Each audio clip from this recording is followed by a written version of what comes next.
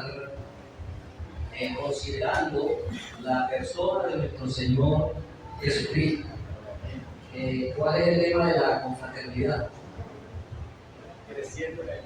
Creciendo en el conocimiento de Cristo. Amén. Y es, digamos, que la columna vertebral de nuestra fe. Y aquí no es como yo crea y como usted crea, sino como el Señor lo ha establecido. Y como su palabra lo enseñe por la revelación de su Espíritu, ese misterio escondido de los siglos que nos ha sido revelado.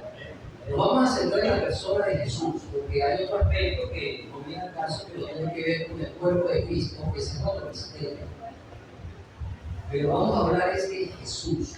¿Amén?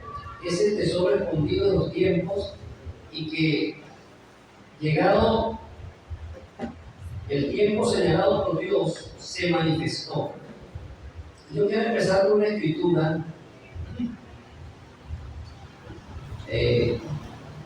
y me gustaría iniciar con esta escritura porque nuestro mismo Señor Jesucristo estaba muy interesado en que supiéramos quién era Él. Amén.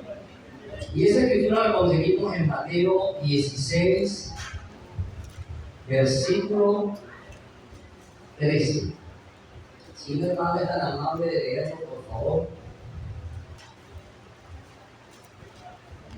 para que participemos. Viniendo Jesús a la región de Cesarea de Filipo, preguntó a sus discípulos diciendo: ¿quién dicen los hombres que es el Hijo del Hombre? Ellos dijeron: unos Juan el Bautista, otros Elías, y otros Jeremías o algunos de los profetas. Él les dijo: ¿y vosotros quién decís que soy yo? Amén. Entonces, ¿cuál fue la pregunta? ¿Quiénes dicen? ¿Cómo?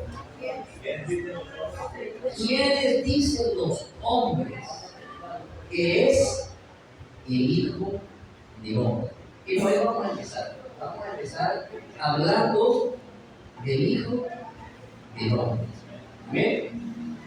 Pero el Señor estaba interesado en que sus discípulos le conocieran.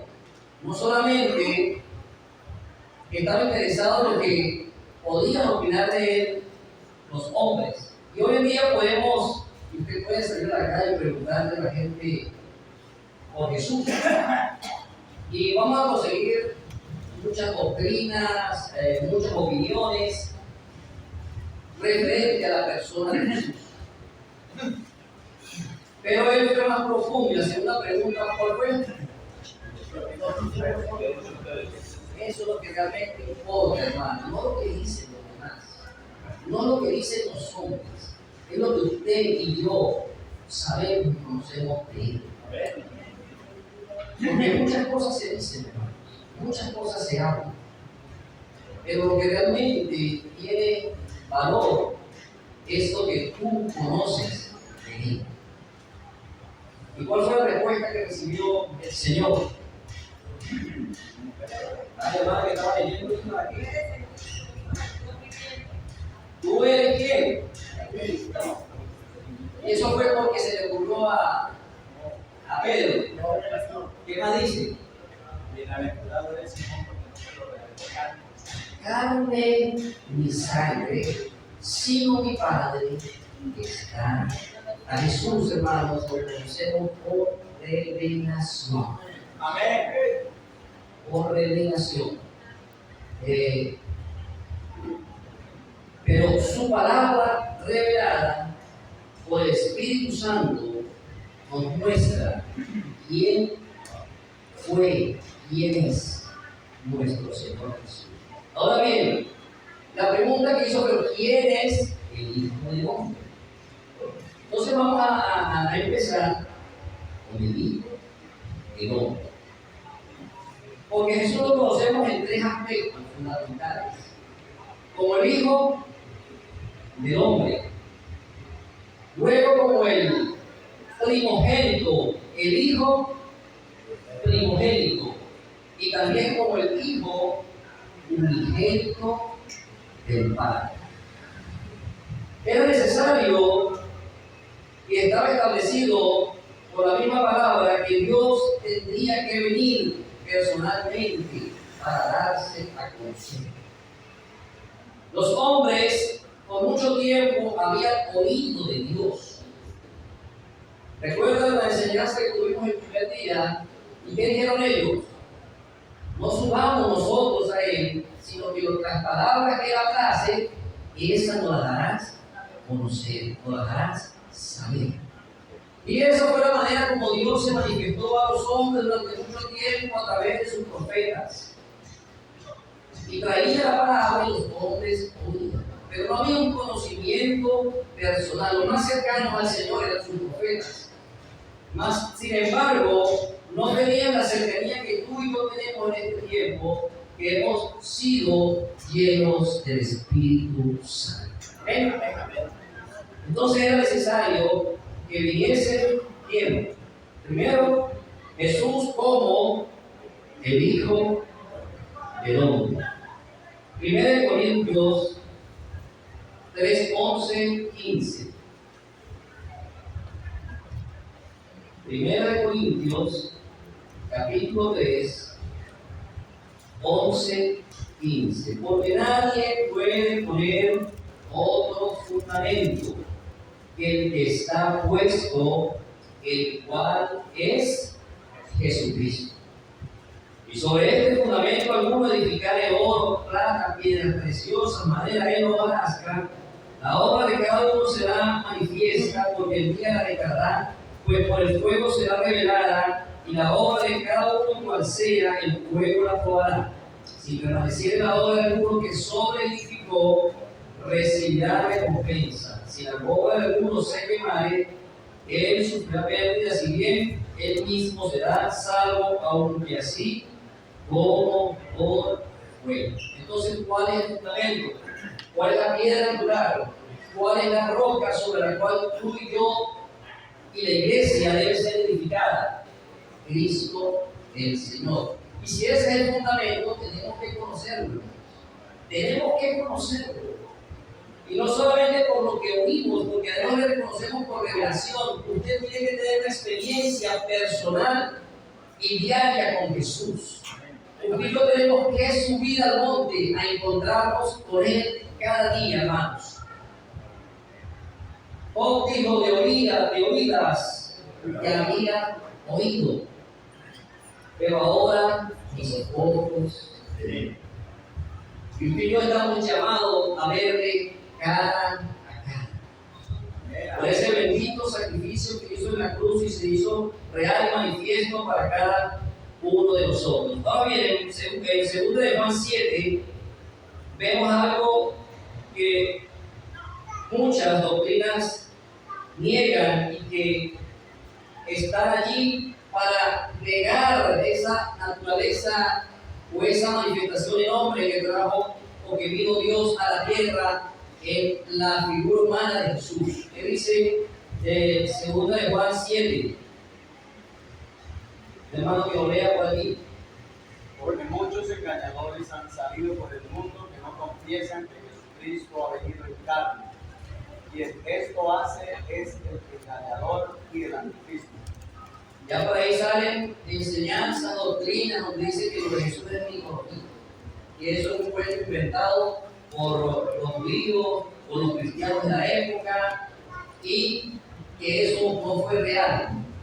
Ya por ahí canales como los canales History Channel, entre otros, sacan cualquier cantidad de historias, en algunos casos negando o transversando la verdad.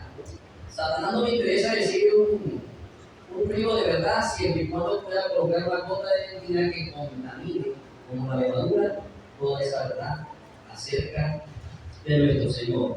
Por eso es muy importante entender la naturaleza humana de Cristo. Es tan crucial como entender su misión y ministerio en la tierra, tanto como su naturaleza divina. Conocer su propósito como hijo de hombre es fundamental, hermano.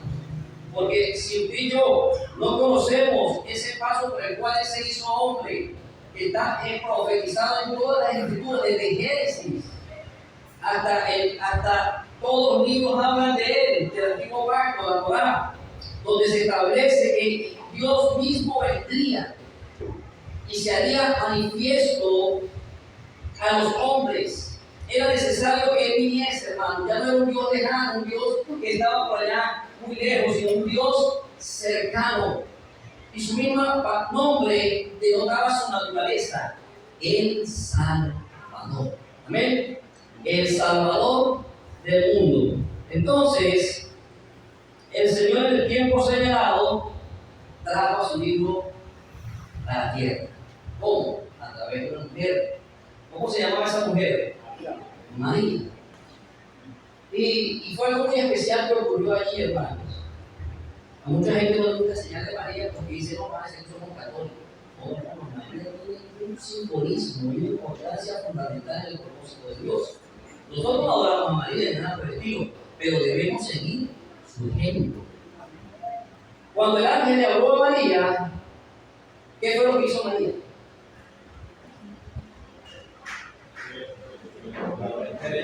Creyó, hermanos. Creyó. Y por eso dice, bienaventurada la que creyó.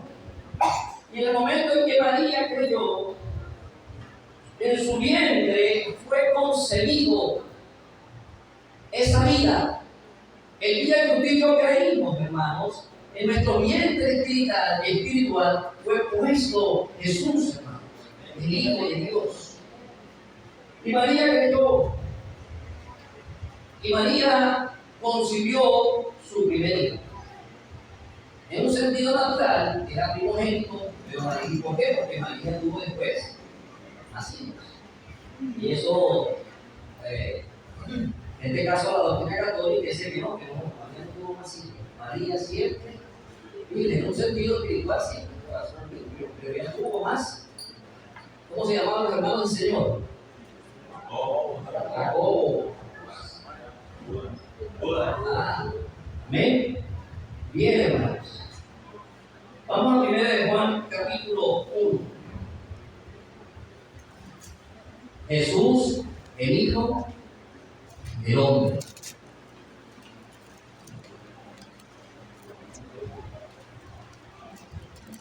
El Hijo del Hombre, Jesús, fue el canal usado por Dios, el Padre, para traer la redención a toda la humanidad. Que creyera, por supuesto. Que creyera, porque hay una condición. ¿En qué? Creyera. Amén. Juan capítulo 1. ¿Qué dice Juan capítulo 1? En el principio, ¿qué era? El verbo. Amén. Y el verbo, lo que era desde el principio, lo que hemos oído, lo que hemos visto con nuestros ojos, lo que hemos contemplado, es que al primer de Juan, hermano, me salté al primer de Juan. Es Juan. En el principio era el verbo, y el verbo era con Dios, y el verbo era Dios. Amén. Versículo 4. En él estaba la vida, y la vida era la luz de los hombres. Versículo 14. Y aquel verbo fue hecho carne y habitó entre nosotros y vimos su gloria, gloria como la del unigénito del Padre, lleno de gracia y de verdad. El hermano, en la primera enseñanza nos mostraba tres atributos de Dios fundamentales. ¿Lo recuerdan? A ver, primer atributo: Dios es todopoderoso. Dios es omnisciente, todo lo sabe. Y Dios es omnipresente, está en todo lugar. Esos tres atributos de Dios solamente le pertenecen a Él. Pero hay otros atributos morales de Dios que no tienen que ver con, con mi presencia, mi potencia o mi ciencia, que es Dios es vida. Dios es amor. Dios es luz. Amén. Y esos son atributos de Dios, de los cuales Él no se puede desprender. Cuando ese verbo se hizo carne, cuando el unigénito Hijo del Padre asumió cuerpo humano, Él se despojó de tres atributos de Dios. ¿Cuáles fueron? Él podía estar en todo lugar. No, porque estaba limitado por un cuerpo físico. Él era todopoderoso.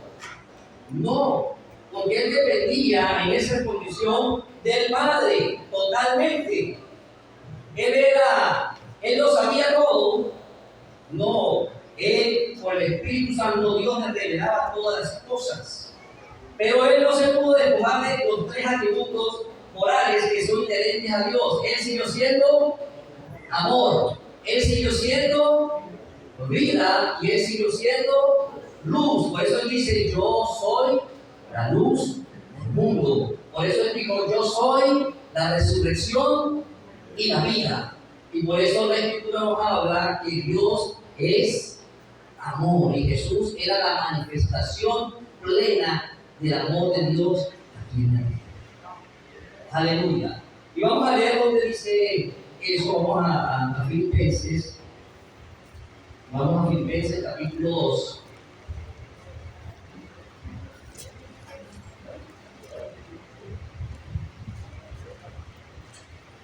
¿Le estamos hablando de quién? ¿Jesús quién? El Hijo del Hombre. Que ubíquense, no nos sacamos. Estamos hablando de Jesús, el Hijo del Hombre. Dios en cuerpo humano. 100% Dios. 100% humano. Amén. Porque el único que sabe es Dios.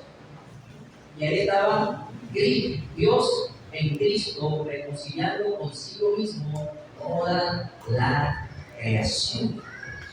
Y vamos a ver unas cosas interesantes del libro del hombre. Mientras hacía este estudio, me llamaron mucho la atención. Hablamos que estamos donde ahora. Amén. Versículo 5. Dice la Escritura: allá pues en vosotros este sentir que hubo también en Cristo Jesús, el cual, ¿cómo? Siendo en forma de Dios. A ver, forma es morfos en griego, tiene que ver con lo que es en un sentido natural, habla de la apariencia externa. Entonces muchos que niegan la divinidad de Cristo dicen: no, él era en forma, él era Dios. Eso que niegan que Jesucristo es lo que Dios vive en carne. No, eso no, él era una forma. Pero que no leen la otra partecita que dice, que sigue. ¿Ah? Ajá. Dice: siendo en forma de Dios, que sigue. A ver, hermana, ¿qué está leyendo por allá? No estimó que ser igual a Dios. No era meramente la forma, sino que era igual, era Dios mismo. Algunas escrituras dicen: no tuvo por usurpación ser igual a Dios. Es decir, no se dijo: no, yo voy en forma humana, pero me mantengo mis atributos de mi potencia, mi ciencia y mi presencia. No, Él se despojó, a Él nadie lo despojó. Él se despojó, Él tomó esa decisión y tomó forma humana. Aleluya. Hay un campo muy interesante por aquí que supuestamente muy viejo, pero es reciente. Dice que a él no lo mataron. ¿O sí? ¿No? Él dijo: nadie me quita, yo la pongo. Nadie me quita la vida, yo la pongo y la vuelvo a tomar. Porque ese mandamiento recibí del Padre. Aleluya. Él lo hizo todo por amor. Él se hizo hombre por amor. En Proverbios capítulo 8, cuando habla de la sabiduría, es Jesús mismo. Y dice, porque mi delicia está por los hijos de los hombres. Lo que Dios ama de su creación es a nosotros, hermanos. Porque cuando el Señor creó los cielos y la tierra, Él dijo, y es bueno, y es bueno, y es bueno. Pero cuando hizo al hombre, ¿qué dijo? Y vio Dios que era bueno en gran manera. Su delicia, su contentamiento, su solaz está con los hijos de los hombres. Cuando tú y yo entendemos todo esto que Dios hizo por amor a nosotros, que se despojó a sí mismo, que renunció a esa condición para hacerse hombre, para llegar y hacerse cercano a nosotros, ya no lo vio lejano, porque vimos su gloria, dice la Escritura, dice el apóstol Juan, vimos su gloria como la gloria unigénita del Padre, lleno de gracia y de verdad. Aleluya. ¿Qué más dice? Sino que se despojó a sí mismo tomando forma de siervo y hecho semejante, ahí se usa otra vez la palabra semejante a los hombres porque era semejante a nosotros como cuerpo humano, pero ¿sabes qué hacía diferente? Era semejante pero no igual, porque él era sin pecado. Aleluya. Para poder ser ese cordero perfecto, tenía que ser sin defecto, sin pecado, sin mancha, pero semejante a nosotros. Porque anduvo un cuerpo que se cansaba, anduvo un cuerpo que tenía sed, le daba hambre, necesitaba dormir. Pero había una vida en él, poderosa, maravillosa, gloriosa. Él no vino para ser salvado, Él vino para salvar. Aleluya.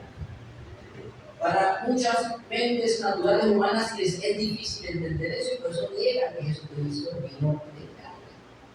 No, ¿cómo es posible eso? Pero tú y yo por la fe y por su palabra lo podemos creer y recibir. Él no vino para ser salvado, Él vino para salvar.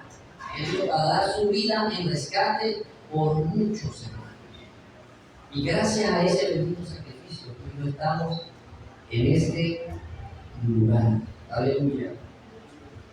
Vamos a Hebreos capítulo 1. Y podemos ver muchas escrituras donde se hace esa promesa de la venida del Señor. Estamos ahorita vamos a Juan 29 primero, antes de ir a Hebreos. Siguiendo en Juan 1:29.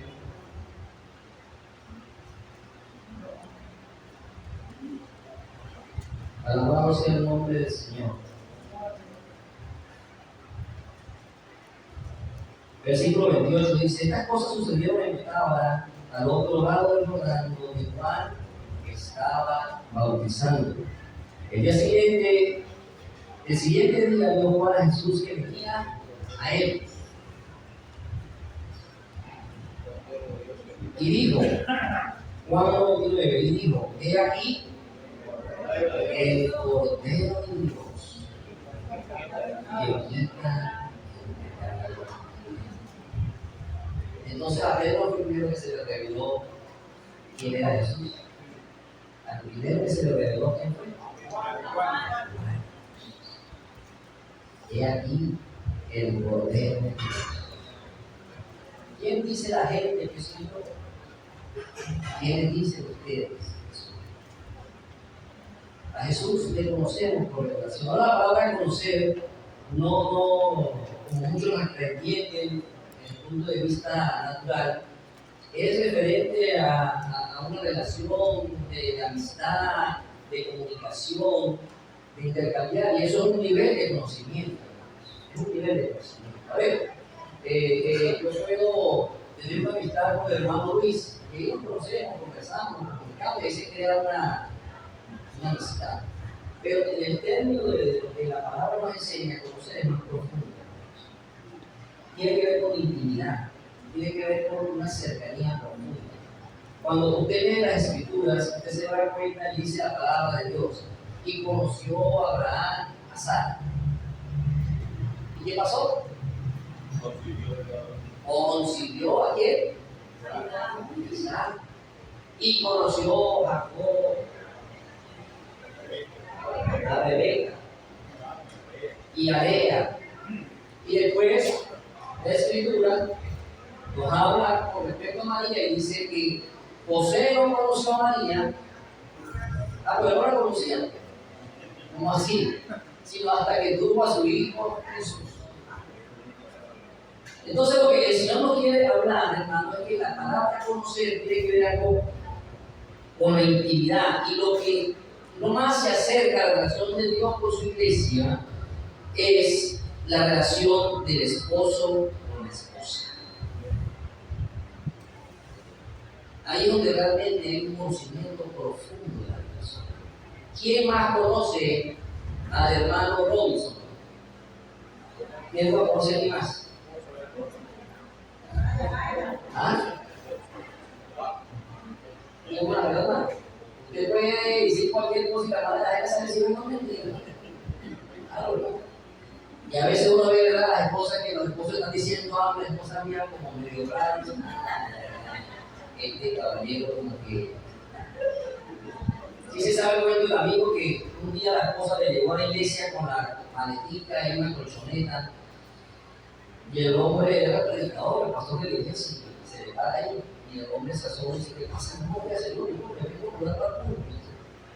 Eso, es que usted, la única vez que me habla bonito y me echa fuera del púlpito, pero en casa tengo que estar. Entonces yo decidí mudarme al púlpito. Y vivo ahí. Aquí no pasa eso, ¿verdad? No. Las esposas. Ve que el primer día, los días que hacía mucho calor, que estábamos usando una franela y el hermano Ayudo tomó una foto con mi resultado. Cuando veo que me digo un mensaje, ¿qué hace usted de franela y esa foto de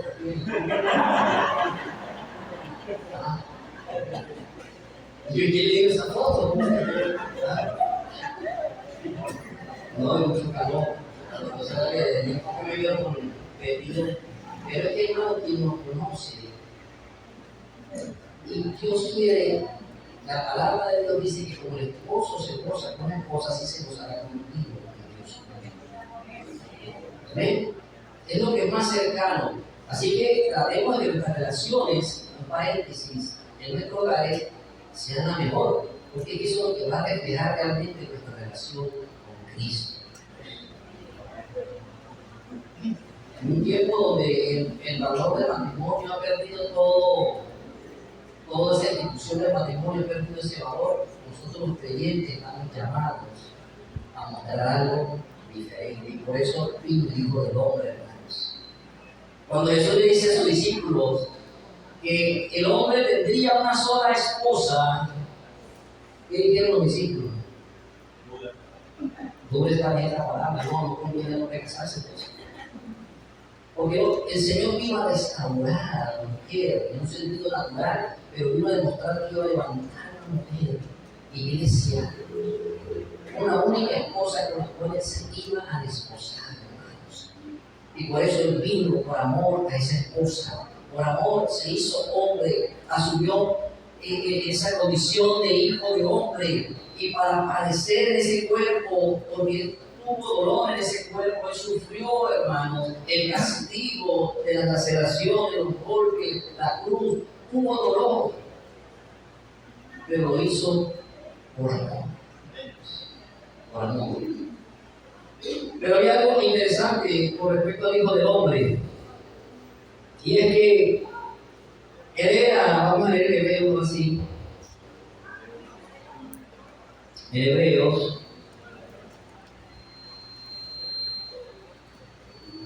2:17. Hebreos 2:17. Algunas doctrinas dicen que no, que Jesús no vino realmente en carne, que era realmente como un ser espiritual, y que porque es imposible que Dios viniese en carne. Pero la palabra me enseña en Hebreos capítulo 2:17, que no lee por allí, por favor. Por lo cual debía ser todo semejante a sus hermanos, para venir a ser misericordioso y fiel sumo sacerdote de lo que a Dios se refiere, para expiar los pecados del pueblo. ¿Cómo tenía que ser? Semejante. Semejante. Es decir, él tenía que experimentar todas esas circunstancias que tú y yo experimentamos. Él sufrió dolor, él sufrió hambre, pero él pudo vencer el pecado y él venció el pecado, hermano, porque cuando dice la Escritura, él dijo: "Él viene el príncipe de este mundo y nada tiene de mí". No había nada en su naturaleza como hijo de hombre que respondiese al pecado. Y tenía que ser así para poder ser ese Cordero santo y perfecto, que iba a derramar esa sangre para el perdón de los pecados, de todos los pecados. Salmo 8:5. ¿Cómo era el Hijo del Hombre? Salmo 8:5.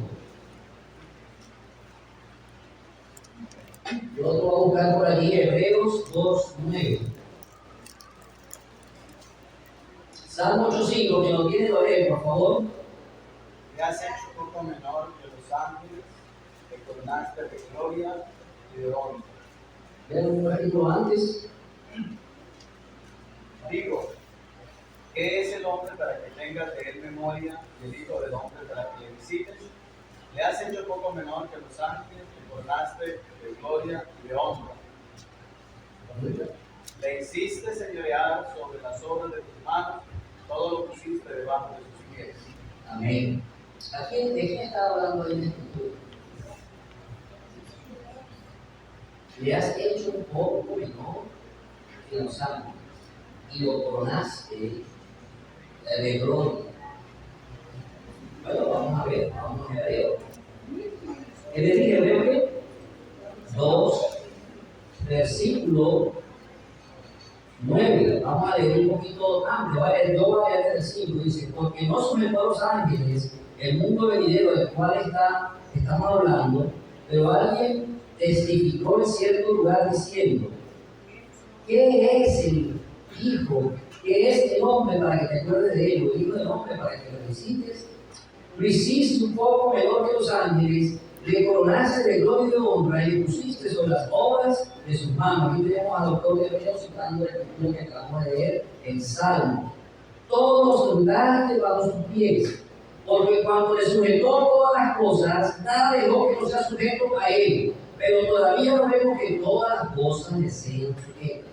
Vemos entonces que Jesús, en la naturaleza humana, ¿cómo era él? Un poco menor que los ángeles. Vamos a ver, esto es interesante más adelante. Es decir, él era, en esa naturaleza humana, era un poco menor que los ángeles, pero recordemos que el que habita en esa naturaleza humana era el unigénito, el Dios todopoderoso, pero como hijo de hombre, era un poco menor que los ángeles. Tú y yo, como hijos de hombre, ¿cómo somos? Un poco menor que los ángeles. Esa es nuestra situación actual. Pero no es la que vamos a quedar, es parte del proceso. Pero dice: "Lo coronaste de gloria y honra, y todo le sujetaste bajo sus pies". En condición de hijo de hombre, él tenía el señorío sobre la creación hecha. Por eso lo vemos cuando ordena, ahí no le pide al Padre: "Padre, por favor, cambia los vientos. Padre, por favor, que las aguas se calmen". ¿Qué dijo? Ordenó a los vientos y ordenó a los mares, y hubo gran bonanza. Cuando Adán fue hecho como hijo de hombre, Adán, sin pecado, él le fue dado el señorío sobre la creación. Pero cuando Adán pecó, cayó de esa condición, y juntamente con él caímos todos nosotros. Por eso era necesario que viniera el postrer Adán, fue el segundo hombre para restaurarnos a esa condición inicial. A ver, si Jesús, vamos a poner ejemplos hipotéticos y a la actualidad para que podamos entender. Si Jesús caminase en estos momentos por allá por África, por Tanzania, entrar esa piedra, los leones y eso, ¿qué creen que pasaría? ¿Será que los leones se lo comerían? No, ¿Ah? no. ¿Por qué? Porque él tenía autoridad. Porque él tenía autoridad, potestad. Amén. La Biblia dice que la paga del pecado es muerte. A ver, si a Jesús no hubiese crucificado, esto es ejemplo hipotético para que tengamos una idea. Si a Jesús no hubiese crucificado, no, ni siquiera crucificado, no mismo crucificado, porque es que la cruz no lo mató a él.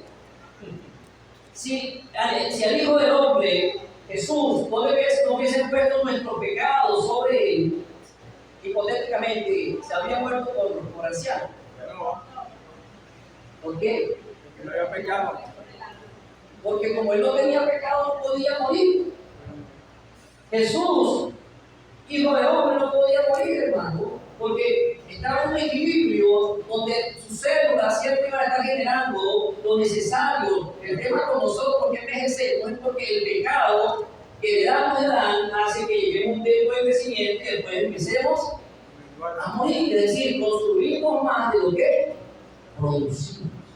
Pero Jesús no podía morir, el Hijo del Hombre, Jesús no podía morir, porque es que Dios no se puede negar a sí mismo. La paga del pecado es. ¿Y Jesús tenía pecado? No podía. Entonces, a Jesús lo mató los clavos de la cruz. Pecado en cruz. A Jesús lo mató los latigazos.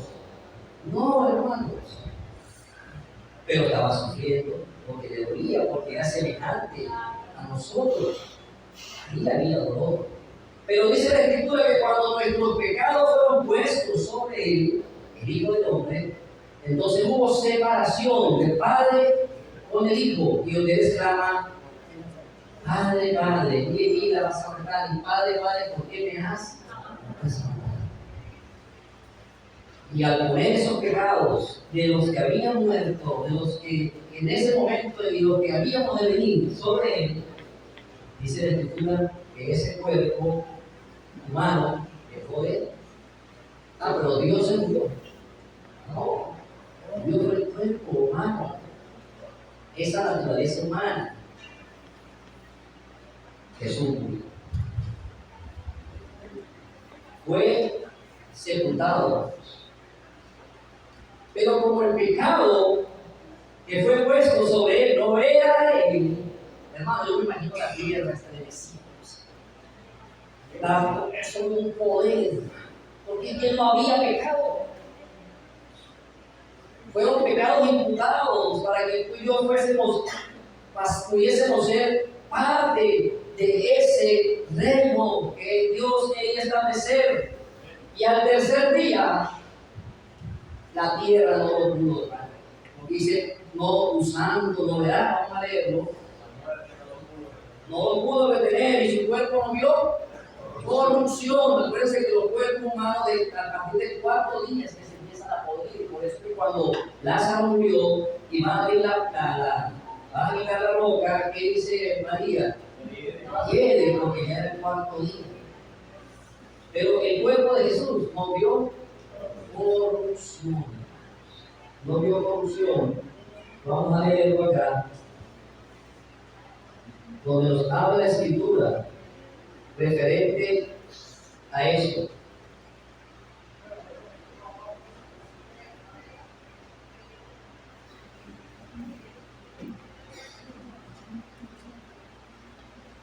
Ya leímos Hebreos 2:9. Hebreos 4:15, que nos habla también de. Busquen por favor Hebreos 4:15 y me lo leen allí. Porque no tenemos un sumo sacerdote que no pueda compadecerse de nuestras debilidades, sino uno que fue tentado en todo según nuestra semejanza, pero sin pecado. Pero sí, esa es la diferencia, hermano. Ese pecado que está en mí y está en ti, En él no había pecado, hermanos. Amén. Vamos a entrar aquí rápido, pero vamos a esa escritura que les acabo de mencionar.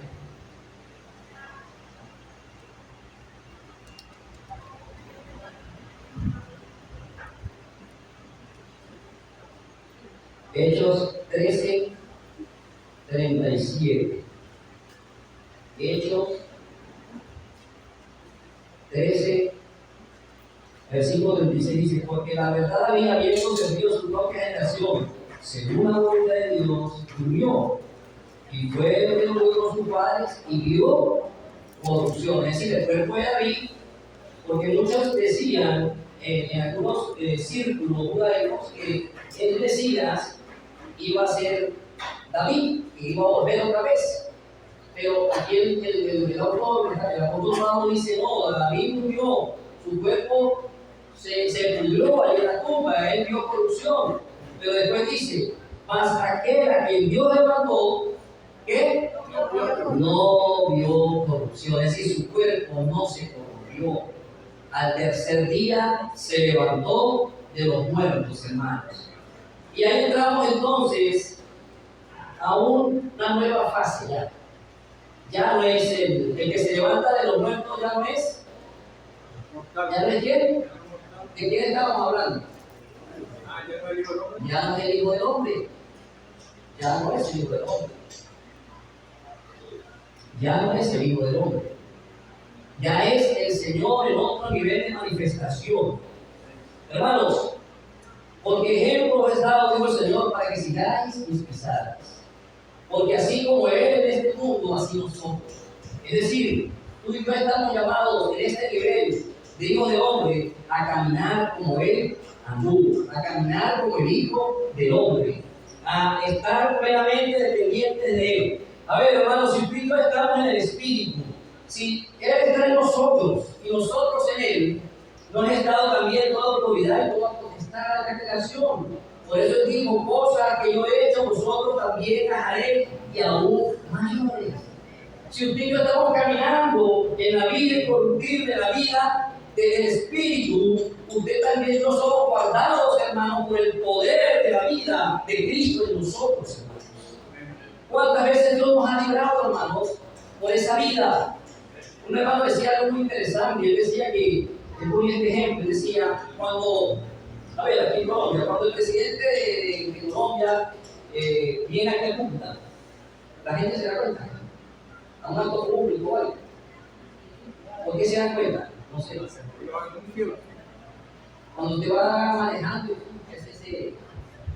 militar allá, sí en Venezuela, eso obliga a militares por todos lados. Y en toda la vía hay militares. Y luego decía: así somos los hijos de Dios. Como usted lo ve, cuando usted sale por esa puerta, los ángeles que han sido puestos para los servicios, están así cuidándolo, tratándolo, pendiente. Porque usted es un hijo de Dios, hermanos. Aleluya. Bendito sea el nombre del Señor. Y usted quizás ocurre situaciones y usted no se da ni cuenta, pero el mismo Señor lo ha estado librando, hermanos. Lo ha estado guardando. Porque así como le dijo el Señor a Eliseo, a su siervo, Eliseo, a Jesse: Señor, abre los ojos para que vean que más son los que están con nosotros que contra nosotros. Amén. Entonces vemos allí, hermanos, que usted y yo somos guardados por el poder de Dios. Y Dios ha puesto ángeles. ¿Para qué? Para nuestro servicio, para aquellos que son herederos de la salvación. Ahora tú y yo, el Hijo del Hombre, muere, cumple su propósito, es el Cordero perfecto, entrega su vida por nosotros, muere en la cruz por causa de nuestros pecados, al tercer día resucita. ¿Y ahora quién es? Ya no es el Hijo del Hombre, porque el Hijo del Hombre por sus venas corría sangre, pero el resucitado ya por sus venas no corre sangre. ¿Ah? El primogénito, ya por su vena no corre sangre. Cuando le llama a Tomás y le dice: toca, él dice: carne y hueso. Ya su vida no estaba sujeta a que el corazón hubiese sangre, sino estaba por el poder del Espíritu de vida que había resucitado de los muertos, hermanos. Y entonces ya no es el Hijo del Hombre, sino es el primogénito entre muchos hermanos. Aleluya. Por eso dice que no se avergüenza de llamarnos hermanos. Aleluya. Y vamos a entonces entrar en el primogénito. ¿Alguna pregunta con respecto al Hijo del Hombre? ¿Me está llamando atención? ¿Ya? ¿Haz una idea? A ver, si quieres, para que hicimos la otra parte. Vamos a ver ese dos, hermanos. Bien, entonces entramos con el primogénito. Cuando se habla de Jesús, hermano, en lo relacionado con la resurrección, se refiere al primogénito. ¿Cómo es eso el primogénito? Aquel que resucitó por primera vez para no volver a morir. Antes de Jesús había resucitado. Claro.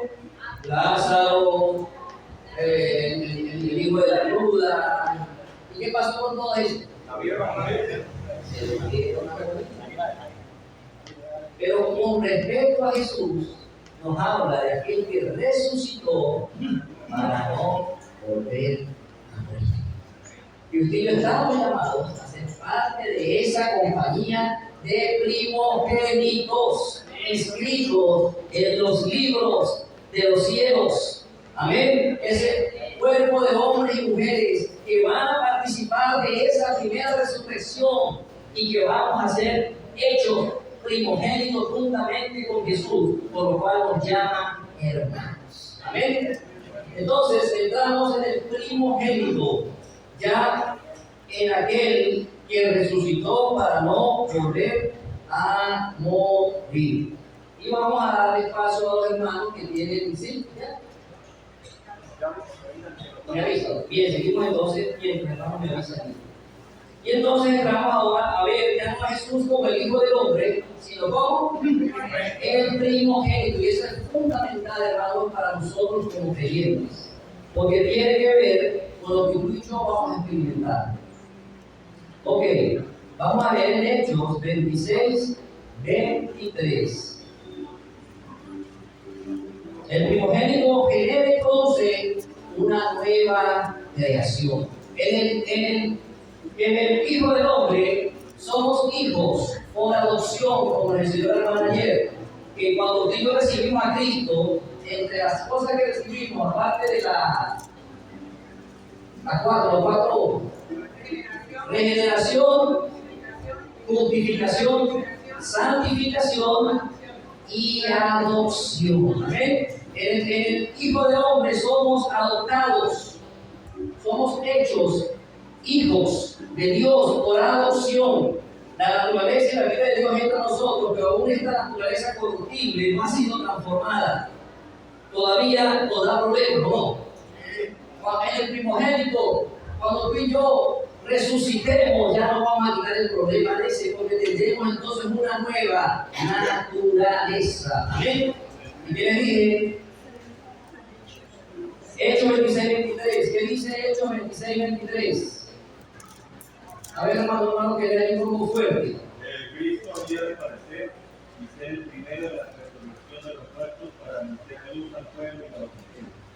Amén. Que el Cristo era necesario que padeciese. ¿Para qué? Para ser el primero de la resurrección de los muertos. Una de las doctrinas que establece que Jesús es creado se basa en que dice que Jesús fue engendrado. Y cuando se habla de engendrado, es decir, viene a ser el resultado de ser concebido, en el caso de los seres humanos, de un hombre y una mujer, nace una vida. Pero cuando la palabra nos habla de Jesús como engendrado, nos está hablando de la resurrección de los muertos, y lo vamos a ver en las Escrituras. ¿Me dice, hermano? Romanos 1:4. Romanos 1:4. Lo lee, hermano Luis, por favor. Romanos 1:4.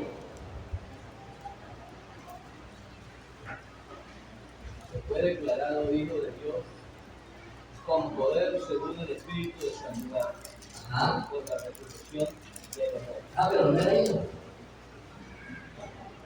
Ahí, pero no era- Ah, pero. Entonces, declarado hijo, pero no el unigénito ni el hijo del hombre, sino el primogénito, declarado hijo. ¿Por qué? Por la resurrección. Por la resurrección. Tú y yo somos ahora hijos de Dios, pero aún Juan, 1 de Juan capítulo 3, versículo 2. Amados, ahora somos ¿qué? Pero no se ha manifestado porque hay algo más, hermanos. Ahora somos hijos por adopción, pero necesitamos participar de la resurrección para ser hijos engendrados, para que tengamos la naturaleza misma de Dios. Así como el Señor resucitó y fue hecho hijo por medio de la resurrección. El que se levantó de los muertos en la naturaleza era el mismo que había sido crucificado. El Hijo del Hombre cumplió su propósito hasta la cruz. Ya vendría ahora el primogénito a cumplir el siguiente paso del cumplimiento de la revelación de Dios. Amén. Declarado, ¿por qué? Por la resurrección. Aleluya. Salmo 16:10. Salmo 16:10.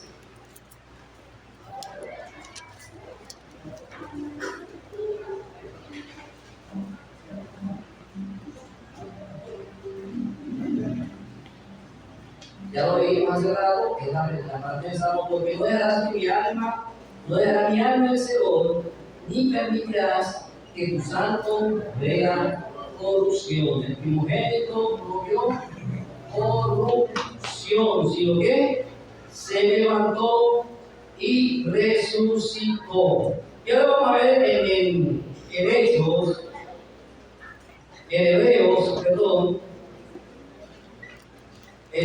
capítulo 1, y vamos a ver algo interesante que me llamó mucho la atención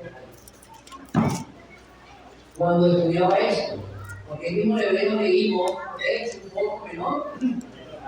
Ahora vamos a leer en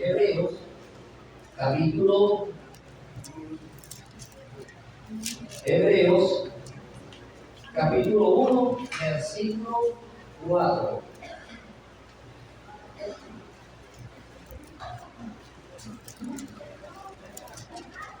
Ajá. ¿Qué dice? Eres por tanto superior a los ángeles, cuanto heredó más excelente nombre que ellos. En el Hebreo 2, he hecho un tanto, Menor. y ahora, Superior a la- aleluya, hermano, la resurrección, por la resurrección, fue hecho un tanto, pero cuando se da la palabra un tanto es largo, que no tiene límite, ¿qué? Mayor a los ángeles. Cuando tú y yo, hermanos, participemos de la resurrección, seamos transformados, seremos un tanto superior a los ángeles.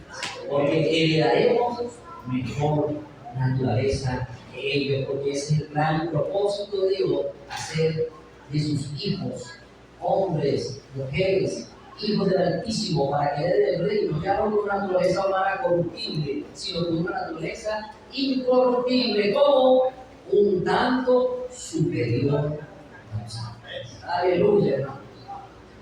Ahora, ¿cómo es nuestra naturaleza? Un poco menor que los ángeles. Pero que ellos estamos llamados a participar de la resurrección y a tener una naturaleza que un tanto superior a los ángeles. Y en este primogénito nos involucra todo en el llamado a eso que estamos tú y yo llamados a ser, hermanos. Amados, ahora somos hijos de Dios, pero aún no se ha manifestado lo que Él desea. Pero sabemos que cuando Él se manifieste, ¿cómo vamos a hacer? seremos semejantes al primogénito. Seremos semejantes al Hijo de Dios resucitado. Seremos tal como es. Aleluya. No el unigénito. No, porque el unigénito es único. Es único. Seremos igual al primogénito. Por eso nos llaman hermanos. Aleluya. Amén. Entonces vamos a darle oportunidad para luego seguir. ¿Ya? Para los jóvenes tener una actividad. Amén, amados.